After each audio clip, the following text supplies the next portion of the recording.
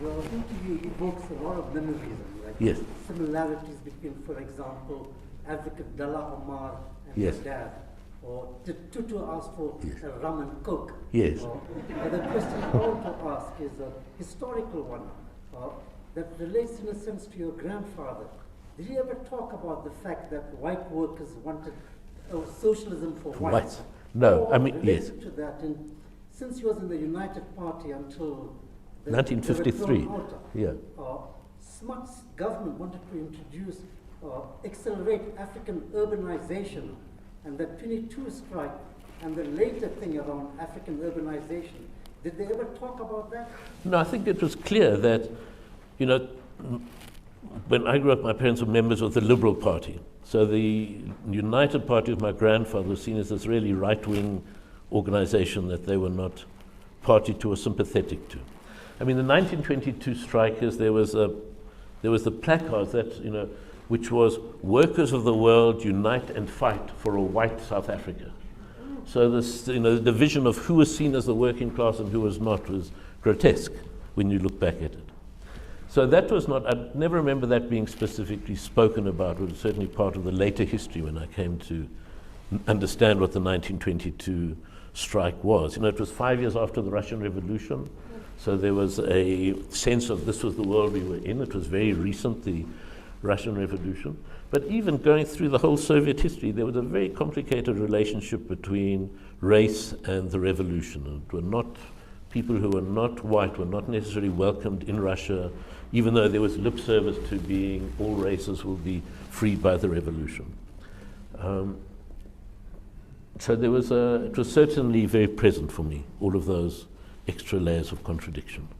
I remember being completely shocked when I was maybe 15 and I was told that a colleague of my father's, a lawyer, who was going to the appeal court in Bloemfontein, it may have been Ismail Mohammed. And you will remember that in that era there was a law saying Indians may not spend the night in the Free State. So he went to argue the case as an advocate of the Supreme Court at the appeal court, but then when court finished at 4 in the evening, he'd have to do the 3-hour drive to get out of the Free State. And I mean, that drove my father mad, but it was something that was, even within the broad apartheid, the extra layers of humiliation that were built into it were very present, and we're aware of them. William, I think you're known as a hard-working artist with a vast portfolio of work. In today's digital age, do you believe that that has an opportunity for you to expand further the portfolio? And can we expect some non-transferable tokens? It's an interesting question about the NFTs, and it's been a question I've asked galleries and other people to try to get an understanding of it. Is it a gimmick? Is it going to be the way that prints are distributed in the future? Is there a difference between blockchain technology and NFTs? Is that just a byproduct of cryptocurrencies? It's not clear, so I haven't got involved. I was asked to take part in a project that would make a digital platform, a bit like a games platform, in which you could maneuver yourself and see the work and maybe have a live performance. And in the studio, many of us, editors and designers and people working in the studio, spent months working on this.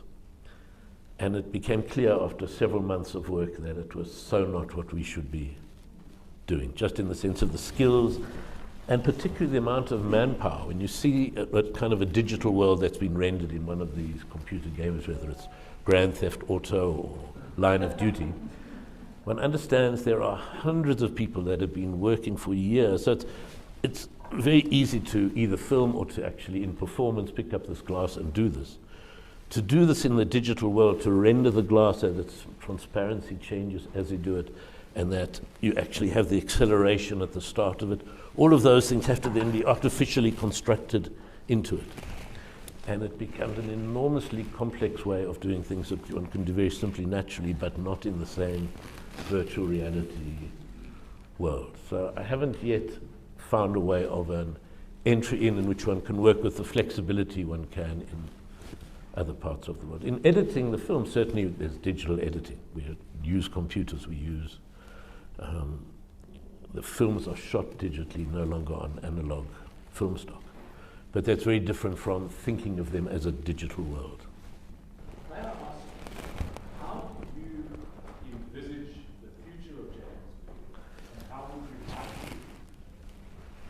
Or I'd love to envisage with so many of the people who've left coming back, just so many of our friends. I mean, never mind the broader question, just so, and if I think over the last 10 years, the number of friends that are now in Cape Town or are now in other parts of the world, so that would be a desire.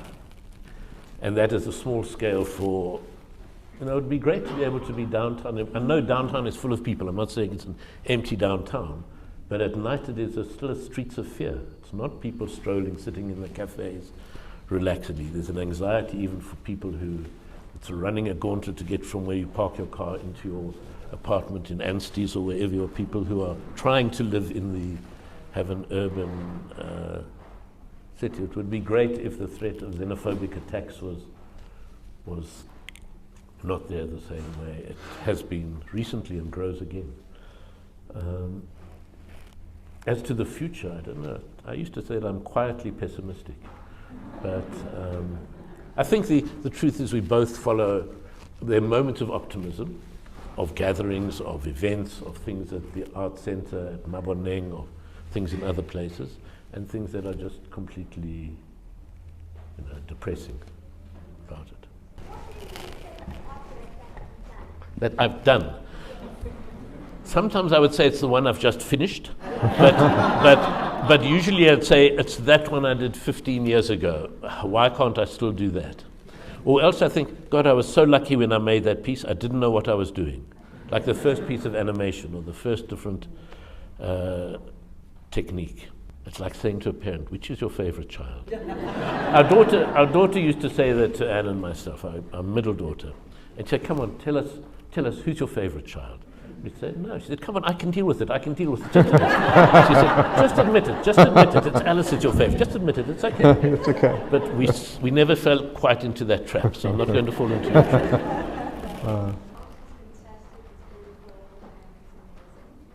Can you please come successful artists? What advice would you give to young artists starting out? Because I know so many starving artists who just can't get to So- half the heights that you have. So there are different questions to younger artists. There are two things. The one thing to say is that one only ever hears advice when you already know it. If you think of the thousands of pieces of advice one's given in one's life and one's followed maybe one or two because they correspond to an impulse you have. But in terms of practical advice to artists starting is to find a group of other artists to work alongside, not to work on the same pictures, but for the mutual support it gives, for the possibility of showing together. It's very hard to be on your own in a studio starting out and hoping people will see the work or get it done. It's much easier if you say we're this group of studios, we're August House or we're somewhere else, in terms of both the encouragement of other people looking at your work and talking about it and being able to. And the other advice which I was given, when I was a young artist, Jo Smale, I don't know if you remember Jo Smale, was an artist who now lives in Baltimore, and she was a very, very successful and well-respected painter, abstract painter in Johannesburg. And I was an art student, I think, at the time, and I asked her a similar question. And her answer was very simple, which was, she said, do what you like, do what you're good at, and in the end, people will respect you for that. And I thought, oh, that's fantastic. I mean, I don't have to think what are the drawings that are needed to be done. What is the political, let me be led by the pictures and see what they become. So, and I am often asked those questions by art students, and those are the three answers I give them. I recently watched a documentary called The Lines about artists and commodity and the criticization of art. I wanted to hear your view about art being commodified into the hands of the rich, and what's your take on that? So the way the world works in Europe in some ways is that there are a lot of government grants for young artists, and they can do their work without the need of selling it. And in not all, but in 95% cases, this is disastrous. There's a sense of working away but being isolated and outside. The way the world is organized at the moment is that through a system of buying and selling, which includes works of art, it includes films, it includes musicians doing concerts for which you are paid. And that most young artists, whether it's false or not, get a sense of their own worth when something is sold. It's an encouragement. Oh, somebody else is interested in looking at what I'm doing and hanging on to it. So I understand the danger of saying, oh, well, art disappears into the hands of, but it doesn't disappear into the hands of a few rich people. In contemporary art museums, they get millions of viewers each year of people who are interested in what the people are doing and what they are seeing.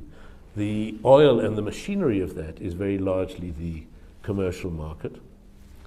And until there's a completely different economic system that floats through everything what one's doing, it's unlikely that that's going to change. It would be great if there were more residencies, funds for artists to spend a year working quietly on their work without feeling it has to go from the studio to the gallery in 5 seconds, which is, it's very difficult for some artists who say, okay, I can do this work and I know this will sell, to get out of that particular work. It used to be, here's a township watercolor, I know that can sell, so I'm going to spend my life doing township watercolors. So it's a double-edged question. It's complicated. Sorry for a long answer. Can I add to that? Obviously, doing this first volume, there's actually been a question, so I'll answer two things at once. How long is this project going to take? William will have done, by the time we sort of finished in 5 years' time, he will have done, in my estimation, 1,800 prints or posters. And this first volume documents literally my wife's doing the final touches to in Göttingen and at Steidl.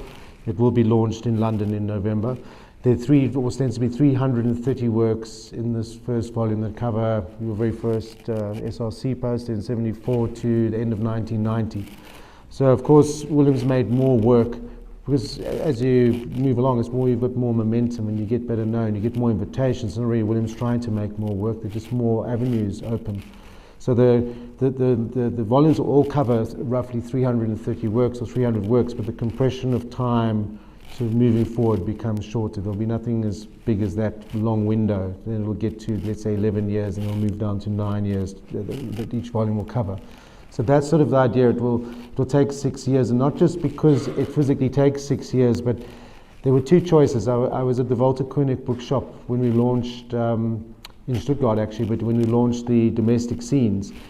And I'm very interested in catalogue raisonnés. I'm very proud, of course, William asked me to do this, but I've actually always been interested in them. I've always actually read them for entertainment. I've got probably like 20 or 30 catalogue raisonnés at home.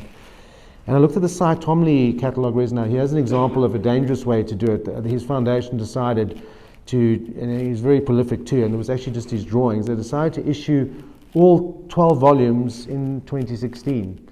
So then I thought, God, I can't carry all these back. My wife's always so frightened about what I'm going to do, because she ends up sort of dragging half the books back, because I can't manage. So I thought, okay, she said to me, can I only take one volume? And then when I went to pay for it at the front desk, I was horrified to see, he's such a famous artist like William. It had been in Walter Koenig's bookshop, in a museum bookshop for 4 years. So this was the first thing I knew we needed to avoid. And so it was very important on two levels to issue one volume a year, so that the market, there wouldn't be this glut. But number two, a bit like Netflix, they're sequels. You're really just seeing, it's Hansel and Gretel, you're seeing steps of, there's 1,600 steps, visually expressed, of William's life from the beginning to sort of the present. And so I'm hoping that because one will come out every year, because they do cost quite a bit of money, you also want, it's not just about the money, you want people to actually read them, whereas if you're the Cy Tomley Foundation, I'm not saying they did the wrong thing, but you issue all 12 at once. Even a biggest fan of Cy Tomley, it's just a tsunami of information, you sort of give up after the second volume. So that's sort of the explanation of how it will go.